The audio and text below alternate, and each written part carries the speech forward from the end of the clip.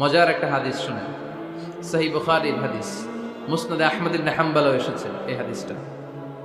আম্মা জান আয়েশার সাথে ঝগড়ার পর আম্মা জান আয়েশাও রাগ, আল্লাহ রাসূল সাল্লাল্লাহু আলাইহি ওয়াসাল্লামও রাগ। এখন রাগ মিটানোর দরকার আছে না নাই? আল্লাহ রাসূল সাল্লাল্লাহু আলাইহি ওয়াসাল্লাম বললেন, আয়েশা চলো মিটমাট করে ফেলি। সুবহানাল্লাহ কইবেন না? চলো মিটমাট করি।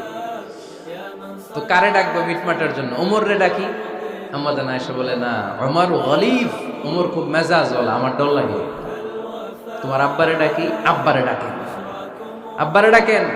খুশি হয়ে গেছেন আম্মা জান আয়েশা রাদিয়াল্লাহু। আবু বকর রাদিয়াল্লাহু চলে আসলেন, দাঁড়ালেন। এবার বিষ্ণু সাল্লাল্লাহু আলাইহি ওয়াসাল্লাম বললেন, তাতাকাল্লিমিন আও আতাকাল্লাম, কি ঘটছে আমাদের মাঝে, তুমি বলবা না আমি বলবো? আম্মা জান আয়েশা বললেন, তাতাকাল্লামু আনতা ওয়ালা তাকুল ইল্লা হাক্কান, আপনিই বলেন তবে সত্য ছাড়া মিথ্যা বলেন না।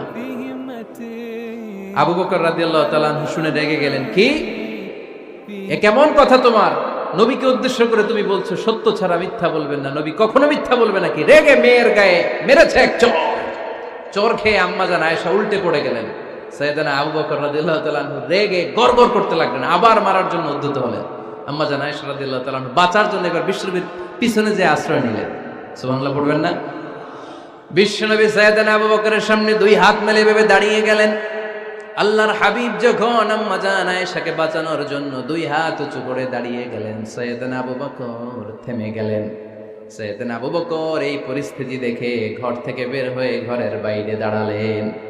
এবার আল্লাহর রাসূল সাল্লাল্লাহু আলাইহি ওয়াসাল্লাম আম্মা জান আয়েশাকে তুললেন, বললেন, ইয়া আয়েশা কাইফা রাআইতিনি আনকাসতুকি মিনার রাজুল, দেখলা নাকি কেমন করে আমি তোমার বাবার হাত থেকে তোমারে বাঁচালাম? আজকে আমি যদি সামনে দাঁড়িয়ে না বাঁচাতাম, তোমার বাবা তোমারে একেবারে মেরেই ফেলতো। সুবহানাল্লাহ পড়েন।